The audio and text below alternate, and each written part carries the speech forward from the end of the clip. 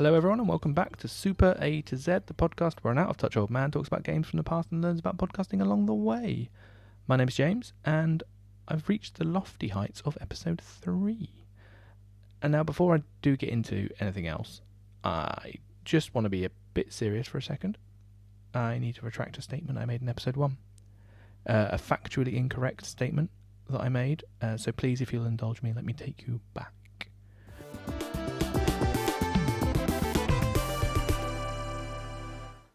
If there are any multiplayer-focused games on the Super Nintendo, I know there's a lot of multiplayer games on the Super Nintendo, but games specifically multiplayer-focused, I don't have any friends. So I will look at them.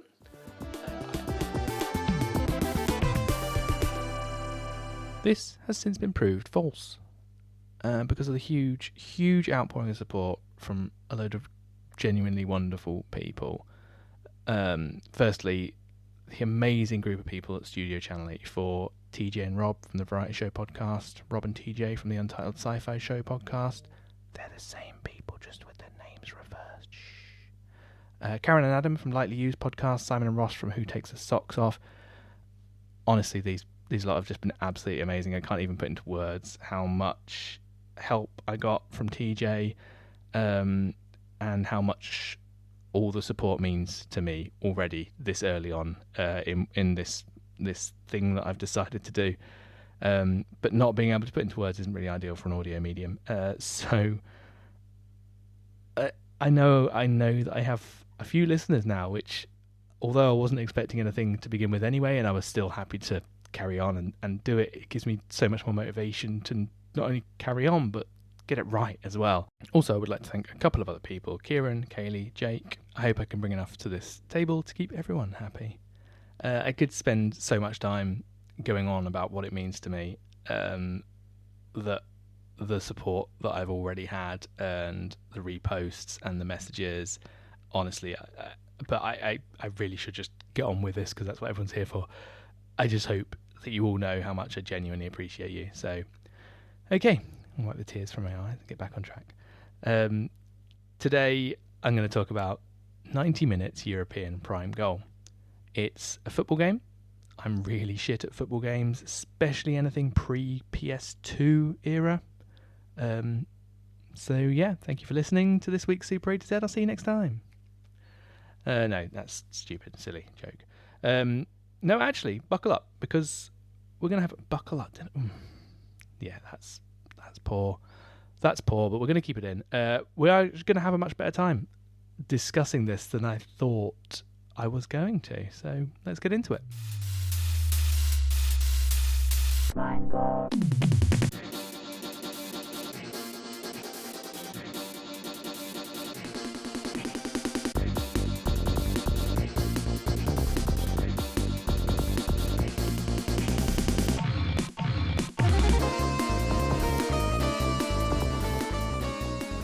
90 Minutes European Prime Goal, which I'm not going to call it that throughout the whole podcast. I'm just going to call it 90 Minutes, or Prime Goal, actually, maybe more likely, because it was part of a series, which I'll get into in a second.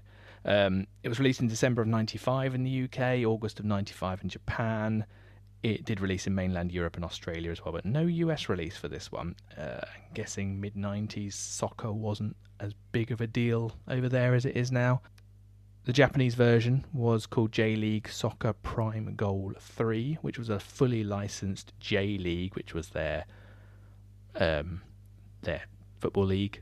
I don't know football, so yeah, it's like their premiership. For the Western port, we got national teams and fictional player names.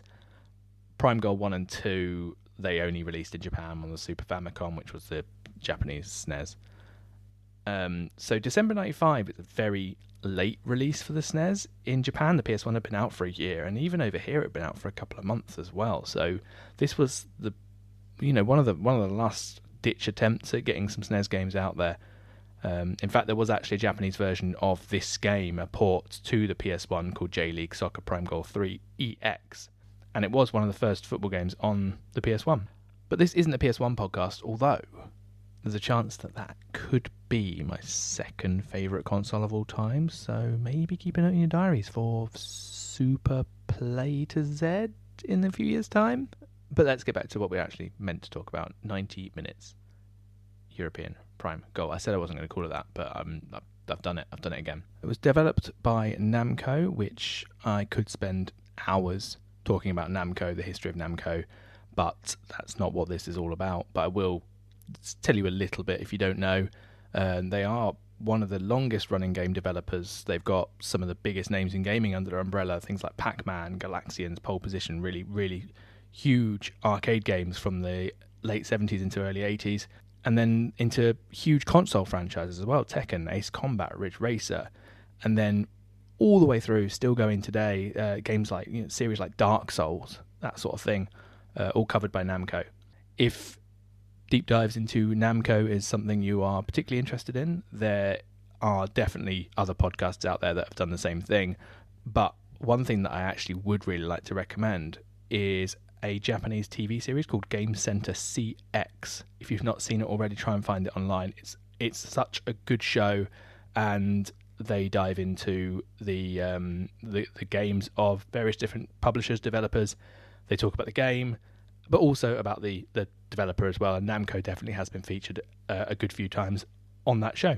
So in Japan, the game was published by Namco as well, but for the European release, they handed publishing rights over to Ocean Software, which I don't really know why, unless Ocean was maybe a bigger name over here than Namco, more recognisable potentially. They were huge in the 80s and 90s. You couldn't throw a stone without coming across a Spectrum cassette or an Amstrad cassette with the Ocean logo on it. So maybe they were a more recognisable name, but pure speculation. I couldn't find any actual reasoning for it. Ocean were very well known for developing and publishing hundreds of games, like I say, particularly notable for licensed releases. They released a licensed version of RoboCop in '88, and that was what put them on the map hugely, to the point where actually Warner Brothers contacted them shortly after and asked them if they would do a game for their upcoming Batman movie, the Tim Burton's '89 Batman. So at that point, they were very, very well established in licensed games and their own games, arcade ports, all that sort of thing. They carried on releasing games under their own name all the way through to '98, even though they were actually taken over by Infogrames in '96. But for those 2 years, they were still publishing and developing games under the Ocean Software name. So 90 Minutes, coming out end of '95, was one of the last games released under Ocean Software before they were taken over, even though they did still distribute under that name for a couple more years. And because I had a bit more time this week, with me not knowing how long I could talk about a football game on the SNES for, I thought I'd go a bit deeper and find out what happened to Infogrames, because that's another company that was particularly big in this era, and I hadn't heard in a while. They had an American division that had various mergers with companies like Accolade and GT Interactive. The UK division was actually renamed Atari UK, and it was around about the time that Atari was trying to have a bit of a comeback in the early 2000s. In the late 2000s, that comeback failed, and the Atari UK name was brought out by Namco, Bandai Namco as it is nowadays. So, full circle, 20 or so years after the European publisher of 90 Minutes ended up reverting back to the same people that were the Japanese publisher of the game. No idea whether that's of interest to anybody whatsoever, but I enjoyed following the trail. It was quite interesting. So with all that out of the way, let's start where the movie ends and let's have a look at the credits.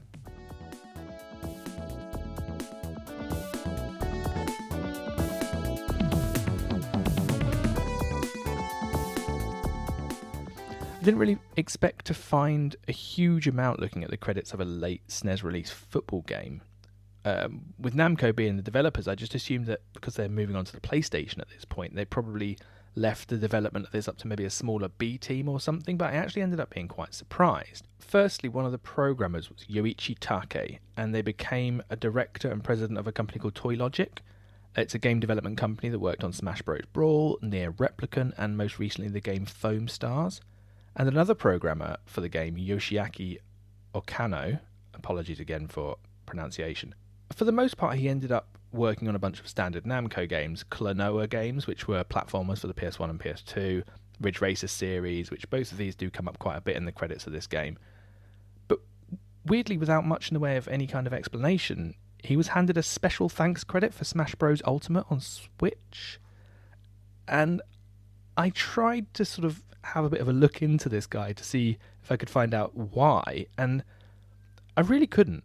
Moving on to the graphics, one of the people behind the graphics for the game is Naomi Yanagasawa, who was visual coordinate staff, whatever that is, for the amazing Time Crisis game, and ended up becoming director, manager, producer on various games in things like the Tales of series of RPGs, moved into progress management for Mario Kart 8 and Mario Kart 8 Deluxe, and the last thing I noticed was a special thanks credit on Smash Bros. Ultimate. And at this point, I'm wondering, like, what's going on? Yeah. But anyway, I carried on. Someone else that worked on graphics was Tadashi Sato. Worked on Rage Racer and Ridge Racer's visual design, loads of Namco releases, and then he did the visual modelling for Super Smash Bros. Wii U and 3DS, and the visual art for Smash Bros. Ultimate, and also progress management for Mario Sports Superstars. So, this unassuming football game that cropped up at the very end of the SNES's life cycle ended up having a much more important slice of history attached to it than I thought. These people ended up working on a lot of big games, and weirdly a lot of Smash Bros. The executive producer for the game was Shigeru Yokoyama, and he ended up becoming the producer for Smash Bros. Ultimate, Super Smash Bros. Wii U and 3DS. He was executive producer on Soul Calibur 6, Tekken 7, and director of various Tales of games. He was also the director of design for the original Splatterhouse game, which, if any of you are a horror fan like I am, that might be the most exciting thing I found in the credits, to be honest, because the art and design on that was so iconic. So, after looking at this man's career, it did start to make a bit of sense. This guy carved himself a hell of a path from working design in arcade games in the 80s all the way through to becoming executive producer on some of the biggest game releases of the current era. I imagine what happened is he had a small group of people that he knew worked really well, and he just took them along with him, and that's why Smash Bros. Comes up so much across the cast of this game. And I love this shit. This is the sort of thing that I really enjoy doing. Like, don't get me wrong, I love playing the games and I love talking about the games, but this opens up a whole new kind of world for me. Besides really big names, unless I'm a huge fan of a franchise, I never really consider who's worked on it, where they've come from, where they've ended up, and it's just so much fun for me to look into this and find out that these people that worked on a SNES football game became so successful. So not only am I just playing these games that I've never heard of or revisiting games that I love, but I'm going deeper into it, peeling back another layer, and I love it so much. And I want to keep doing it. I want to keep doing it for many, many episodes to come. Anyway, what I'm doing here, and what you can probably tell I'm doing here, is I'm dragging out the intro because I just don't know. I feel like I've got quite a lot to talk about with this, surprisingly, but I've dragged this out for too long. I'm just going to have to try and get into that. I'm going to talk about this football game for as long as is possible without it ending up being any more boring than talking about a football game could be. So let's get into it. The game plays like most football or soccer games. You control the player with the D-pad and use the 4 buttons to either pass directly, long pass, shoot, and then something else that I never really worked out. In modern football games, the 4th button tends to do like a through ball thing where you pass it ahead of one of your players and then they run onto it. But this is long before that became a thing in games, and so I don't know what it did. It just kind of booted the ball in whichever direction I was facing, which do you know what? Actually, this is this is not the quality of reporting you expect from me on the gameplay of a football game from the mid-90s. It's not good enough. Just bear with me. Okay, so a little bit of mid-recording research, and it turns out the Internet Archive have a really nice high-resolution scan of the manual. Quick shout-out to the Internet Archive, because between them and that Retro Mags website that I linked in the episode before, they have just about every gaming magazine that I could possibly need from the era scanned, really easy to read, and now I've found out that they have manuals too. So the 4th button apparently does 2 different things depending on what half of the pitch you're on. In your own half, it's a long pass, and in their half, it apparently aims the ball into the centre of the box. Now, I disagree with this strongly because neither of those 2 things happened. But I'm not here to argue with a manual. It is what it is. I struggle to figure out any need for the 4th button but I guess they had to do something. Oh, the other thing that I noticed in the manual was that you can use the L and R buttons to curl your shot, which I just kind of forgot that the SNES had L and R buttons while I was playing this game, so never considered that I would try that. I think from this point, I'm just going to look at the manual before I play each game, because that was what they were meant for. The manuals were such a thing. I miss manuals. It was nothing better than being driven to your nearest town, picking a game out of a second-hand bin that you've never heard of before, purely off of the artwork on the box or the blurb on the back or something like that, and then you spend the car ride back just reading every page of that manual and taking it all in, the excitement of playing this game. And now I've realised that manual scans exist online, and I'm such a nerd. I'm so excited to have a look at them. Anyway, at this point, I've only managed to cover about 4 buttons, and I feel like there's a chance this might end up being the longest episode yet, which, if that's the case, I'd be pretty proud of myself. Unless it's shit, then I won't be. So yeah, anyway, back to the gameplay. I do have to give the game a bit of credit, because it probably is the most playable football game I've played from that particular era. The PS1 was where I found football games started to get more playable, and as this is as pretty close to a PS1 era game as you can get on the SNES, I suppose it kind of makes sense that it was the most like that sort of thing. It's very fast-paced, arcadey. It almost feels like it's been sped up a little bit as you play, but that does mean it never really becomes a slog, because there's always something happening. You're at one end, then you're at the other end, then you're back up that end again. It's very full on. There is this occasional mini game that comes up, which maybe it does take you out of the game a little bit. When you come head to head with a defender, if you've got the ball, the game changes to this cutscene, and you essentially choose either left or right. And then the defender does the same thing. If you both choose the same direction, the defender tackles you. If you choose opposite directions, you dribble the ball past the defender and you move on. And it's nicely designed, and it's a nice little addition, just something a bit different. It's fine. The downsides to the gameplay are the sort of issues I find with most football games of the era, to be honest. The team AI seems almost non-existent besides the goalkeeper. The goalkeeper was decent. But the team themselves, they never seem to advance to the ball unless you take control of the player nearest the ball and do it yourself. It almost seems like you're playing 2 players with one controller unplugged, because they just kind of stand there. And that really doesn't help when you pair it with the second issue that I've got, which is the passing. It's just often missed. A pass down the field is like the ball just goes in a straight line, and then you are then expected to run onto it. In modern football games, they will automatically aim towards the nearest player on your team in the direction that you're passing, and it can be intercepted, but 9 times out of 10 the pass will be complete and you continue on with your advance.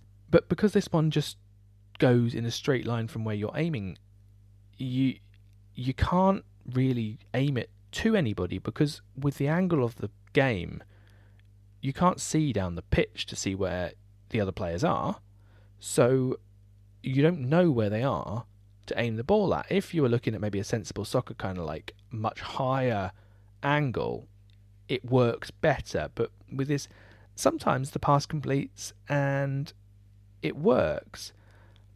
But when you've got AI that can't be asked to move towards the ball and complete the pass, it means you have to pass, change player, hope you take control of the right player, which you don't always, run towards the ball yourself, and this definitely isn't the worst offender of this, because the game does aim for you at points, but a lot of the time it just sort of sat on the pitch and waited for somebody to come and pick it up, and it just didn't feel fun in that regard.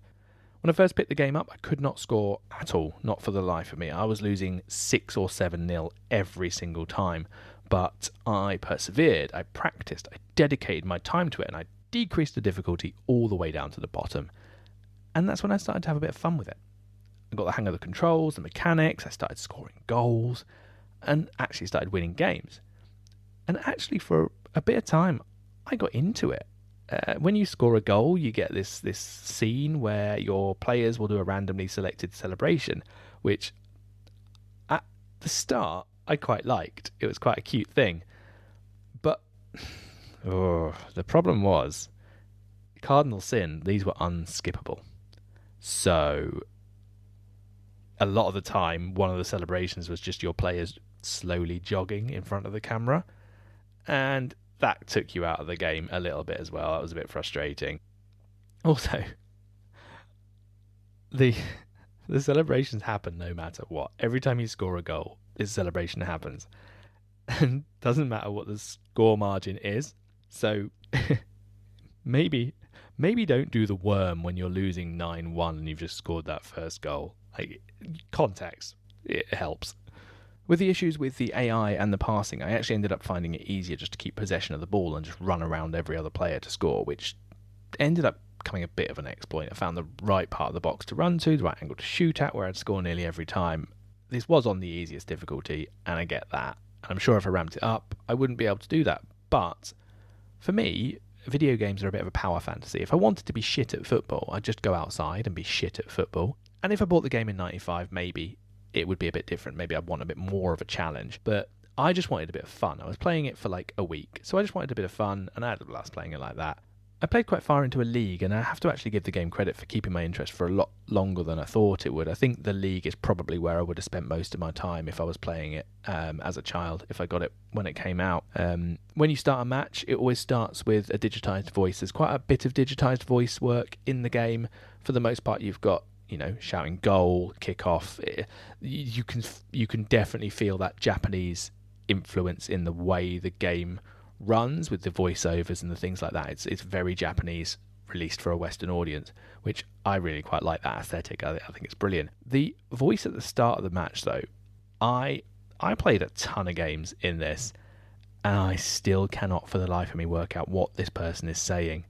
And everything else is in English, so this must be in English as well, but I cannot get my head around it, and I'm really hoping that I can find a version of it online so I can play it for you now and somebody can tell me what this person is saying. So hopefully you're about to hear that voice. Today's exciting game, are you ready? So if you did just hear that voice, help me out, because I haven't got a clue. If you didn't, then I didn't find it, and this whole bit is pointless, and I may as well just cut it out. But you know what? I'm not going to. When you finish, you get a really nice newspaper-style page with the score of the match, an attendance number, which does seem to be completely random and not related to anything, but it's a nice little quirk. It makes it a little bit more realistic looking. And you get a man of the match stat with a player name, and it gives you a reason for the man of the match as well. So I've had things like impregnable defence or game-winning goals scored, which was quite a nice little addition. It just there was no reason for it. I didn't have to do it, but it was nice and it looked good. The one thing I will say though is, because I played it for a while and really long sort of play times and things, I did end up finding quite a big exploit that pretty much broke the game and did help me. I did use this exploit just to get to the end of some of the cups and things, just to get an idea of how the game ended. The game doesn't end, it's a football game, but you know what I mean. If you get yourself 1 goal up or 2 goals up, whatever, if you're winning the game and your goalkeeper saves a shot, you just have him stand there holding the ball and the team stand there waiting for him to pass it and to get play moving again. What happens if you don't pass it? Well, literally nothing. You can stand there until the end of the half and then just do the same thing again in the second half and stand there until the end of the game and you just win. Which kind of, a lot of people lament, is that the right word? A lot of people miss the days of games that were complete when they were released. We do moan a lot about day one patches and updates and things like that. But when you get games like this and you have a bug or an exploit or whatever like that, that was it. That was there forever. There was never a change. So I really do see both halves of it. I do the annoyance of having that day one patch and get broken games at release, 100%. But I also appreciate a game that can then be fixed, and a problem with a really good game can be fixed to make that game even better. Something like No Man's Sky, for example, came out in a very not broken state. I actually enjoyed it on release, but it is a completely different game now, and it is so much better than it was on release. And that's because of updates, patches, things like that. You couldn't do that back then. The game released, that was that. At least in this situation, you're not really, it's not an online game, it's not, I actually don't know how it would work with a 2-player game. I didn't get a chance to test that out. I don't know if you can tackle the goalkeeper. Quite often, I remember in the old FIFA games, if you tackled the goalkeeper, it was an instant red card. So all you're doing is kind of ruining your own, not ruining, you're exploiting your own game. And it's not a game-breaking bug. It's not something that ruins the game. So it's not the end of the world, but it is an instance of that can happen. You can get game-breaking bugs in these games, and there's nothing you can do about it until nowadays when people create a ROM. They dump the files, create a ROM, and then they can patch it. But back then, there was no patching. You bought this game, that was what you had. And quite often, it's what you had for 6 months to a year before you could get another game. No, I only ever got a couple of games a year. So if you did get this game, then that was it. That was what you got for quite some time. There was a decent amount of game modes to keep the variety as well. You've got your standard single match, which is player versus computer or player versus player. There was a Cup Championship, which was a standard tournament mode. It's like a tournament bracket. Winner moves on to the final. Then, weirdly, there was a mode called Tournament, and it wasn't like the tournament that you'd expect. So it almost made me think that the names were the wrong way round, because Cup Championship was your standard tournament bracket, and Tournament was this kind of like you picked a load of teams, and they sat on a grid, and each team would play the others, and an overall winner then gets determined. I don't really know how the winner got determined. I didn't really get it, and I didn't really spend much time in it. I had a quick look in the instructions as well while I was looking at the controls, and that didn't really help either. So yeah, I don't really know that, but it's another game mode that you could look at. There was also All-Star mode, which groups teams together into two halves, and you get like a draft sort of thing going where you select the best players from each team, and you make a super team, and then you can compete against a computer player or another human player, and they do the same thing, which I could definitely see being quite a fun mode, especially playing with a friend once you've learnt the names of the players and who's best for each position and stuff like that. So that mode I feel like definitely would have been quite a well-played mode in the time. There's also the league mode that I mentioned earlier. It's standard league, 3 points for a win. It does give you some nice player stats too, best player in the league, most goals, that sort of thing. So I think that's probably where most people's time would have been spent, to be honest. And finally, the mode that maybe had the most potential, but potentially also could have been the most disappointing, which I can't really say for sure because I didn't get really deep enough into it. It's called You're a Hero. You name a player, you choose a sprite, and you get given random attributes for various skills, sprinting, shooting, tackling, that sort of thing. You get to train that player over the course of a year. You choose a training session from simple things like sprinting to more complicated things like overhead shots. You choose your session, your little sprite runs through the session on the screen, and then you get a smiley-faced rating depending on how well you did. So smiley face is good, and not very smiley face was a bit shit. You do this various times, and as the year goes on, your little training pitch that you're doing your work on changes with the seasons, which I thought was quite a nice little touch. And when it's all done, you get shown your new stats for the player, and if you're happy with those stats, your player then can replace any player in the game.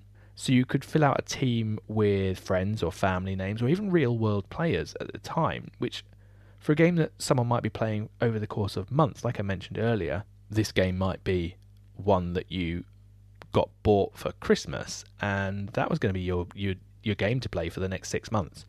So in that regard, it could have been quite a cool game mode. But for me, just having a look at the game for a week's time, because I cocked up the training quite a lot and ended up with a player that didn't really have any stats to compare with any of the actual players in the game, it kind of didn't really seem worth adding a worse player to a team than what was already in there. The player you create is just in the game and can be used in other game modes, so your league modes and things like that. I thought it was a bit of a missed opportunity that it couldn't have been a full game mode in itself, so you create your character or your characters and then you play a league in that game mode, and you do the training at the start, you run through a year of a league, then maybe train again at the end, or maybe playing in the games boosts your stats or something, and then you get progression, which would have been quite interesting and quite different. But as far as I could tell, that wasn't the case. Once you've trained, once you've got your stats, that's it. They are solid. Nothing changes them. Very quickly before I move on, I just want to mention one weird little detail about the names of the players. So I mentioned that it's not licensed for the Western release, and so the names are all fake.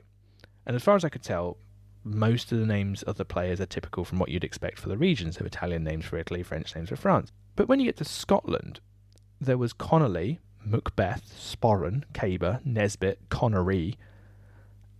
It seems to be the only country where they've got references for the names rather than just being standard names, which seemed a bit odd. It's like they maybe started with Scotland and thought, oh, we've got these fun names that we can do, and then they moved on to England and was just like, Smith.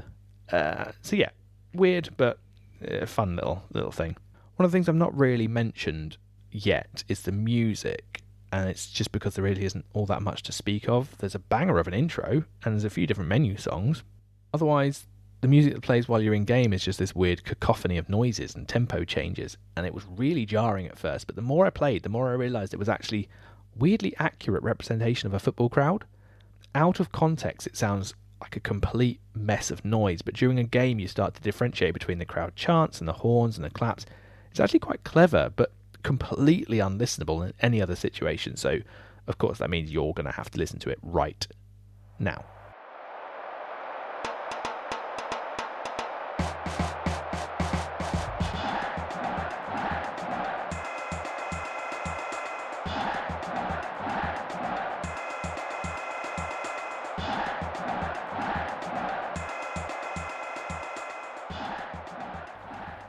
So moving on to the reviews, I found a lot more about this game than I did in the previous two games. A lot more mentions, and more reviews in general. So I've put a few together here. I'm not too surprised that I found more because I could look through UK, European magazines rather than American magazines, which I just generally know more about. So the first one that I found was Computer and Video Game Magazine, CVG, and it's from their January 96, so not too far after the release this time. And they had a big single page spread review and quite a lot of nice screenshots and things. So I'll just read the sort of blurb at the end and the score. With ISS Deluxe and FIFA 96 already out, Ocean face an uphill battle even before they kick off. The game starts out okay with a host of options and the gameplay is good.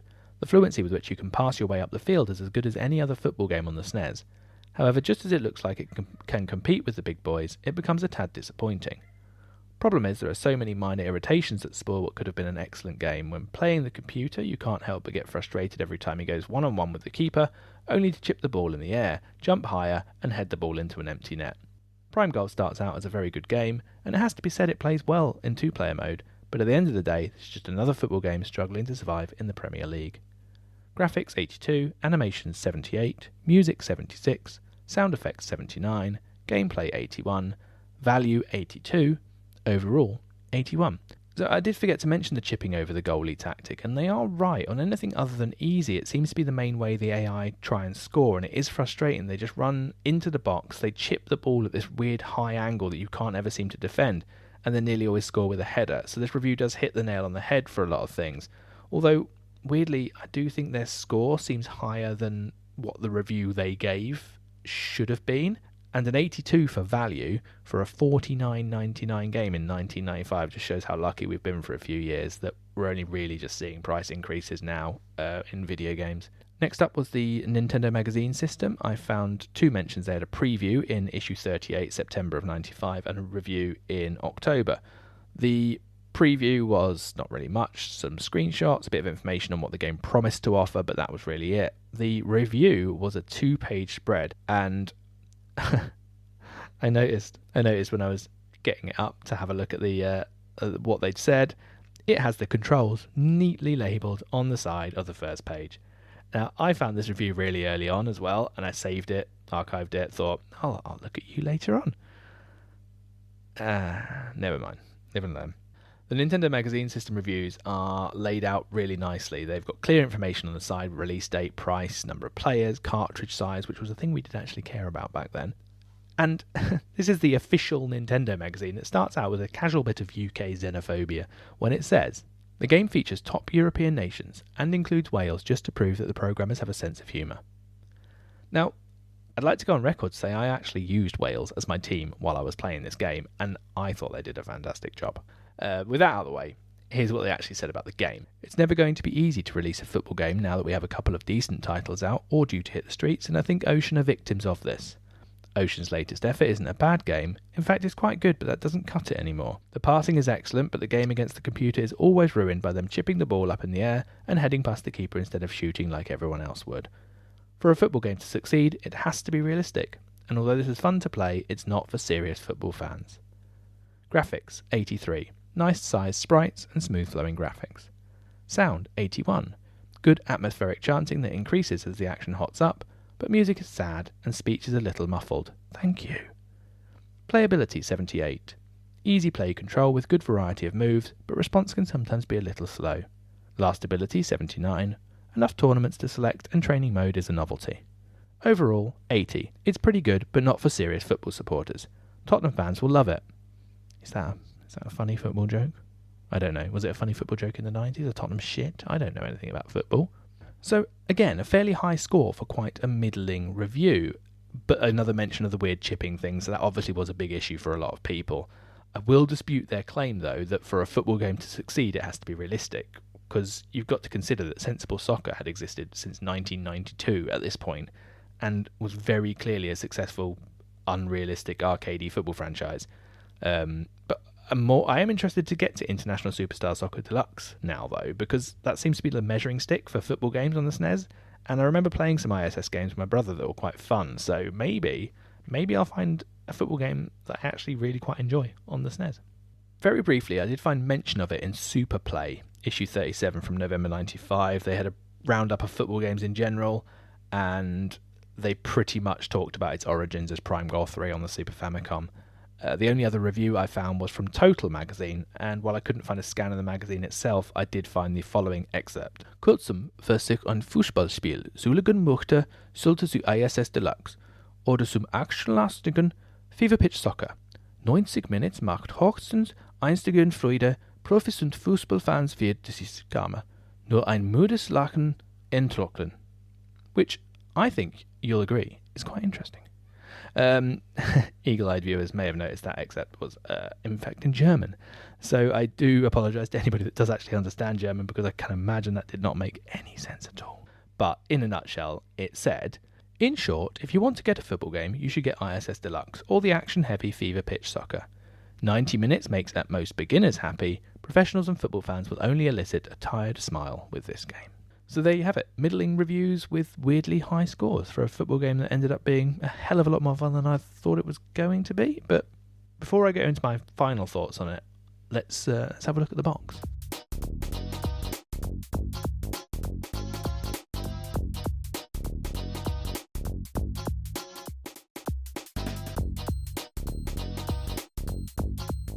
The front of the box has nothing much of note other than an oddly close-up shot of someone's knee and a lower leg in a football, but the back does tell us this. Enter into Europe, challenge any of the greatest European football teams and play the game how it was meant to be played. Exciting action, feverish atmosphere, and the highest level of football detail, from training and single matches to full-blown cup and league modes, are here to satisfy the urge for the irresistible game. Now, I have issues with two things here. Number one, the highest level of football detail. No.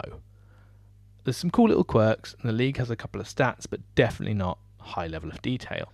Number two, the grammar. Now, I read this a few times, and I tried to read it out a few times, and I had to cut them out because I couldn't, it didn't flow. And I'm not crazy, right?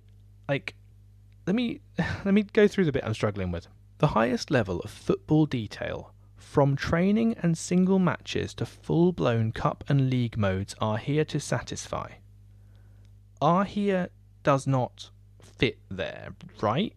It should just end with from training and single matches to full-blown cup and league modes. It's like they finished a sentence when they forgot how they started it. Full-blown cup and league modes are here to satisfy works, but it doesn't work in the way that it's written. And I'm probably far too bothered about this, but this isn't the ZX Spectrum. This isn't a kid in his bedroom knocking out a quick bit of box art for a game that he wrote himself. This is Namco and Ocean. So, with all that in mind, my box art rating is inaccurate. So, there we have it. I managed to talk about a football game on the SNES for an indeterminate amount of time. I tell you what, it says here that I talked about a football game for an hour and 2 minutes. I did not talk about a football. I did talk about a football game for an hour and 2 minutes. You will not hear me talk about a football game for an hour and 2 minutes. There's a very large chunk that's going to sit happily on the cutting room floor, but hopefully I've at least got half an hour out of it. Now, despite the fact that I had a lot more fun than I thought I would with this, my final rating for it is a 2.5. Just very quickly, when I mention ratings, I'm actually recording all of these on a website called Backlogged. I'll link it in the description if anyone's interested. It's essentially Letterboxd, but for games. I only record the games I play for the show. I just find it's a nice sort of clean looking database for me to look back on. 2.5 might seem a bit harsh considering I've mostly only really had good things to say, but I expected to come out of this with like a half a star or a 1 star, so it was still a big surprise. Similar to 3 Ninjas Kicked Back, got the same rating. I had fun with it, but there's nothing in the game that will make me want to go back to it or talk about it any more than I have done today. It's just fine. The other metric I like to use is my own personal judgment on whether this could be someone's favourite game for the system, which is a completely ridiculous metric that has no bearing on anything data related whatsoever. But I started it in the first episode and I'm going to carry on with it. I'm doing it. And I'm going to keep doing it until I maybe find one that's a definite no, which isn't the case today. This definitely could have been someone's favourite game on the SNES. If this is the only football game you can get because it went into a bargain bin quicker than the others and you've got a friend or family member that wants to play it with you, you could definitely have a lot of fun here. There's a lot of replayability with the league modes, different teams, the You're a Hero mode. It is what it is. It's a football game. And there really isn't much more to say. I think I've finally exhausted everything I can possibly say about a football game, which is more than I thought it was going to be. Praise the Lord. I'm done. Next week, I am finally hitting the letters of this alphabetical journey that I haven't seen a letter of yet. And I'm going to be playing ASP, Airstrike Patrol. It's another game I've never played, but I am looking forward to it. So that's it. That is the end of another episode. Thank you to everyone that's listened and shared and generally just been wonderful human beings. I imagine most of you already do, but if you don't already, and if you have Blue Sky, you can find me on there. I am at Jimbo8E6. That's Jimbo, the number 8, the letter E, the number 6. If you have any comments, suggestions, just want to chat about things like life or games or movies, pretty much anything, that's where I'll be. So thank you all so much for sticking with me. Have a great week. Take care. Bye.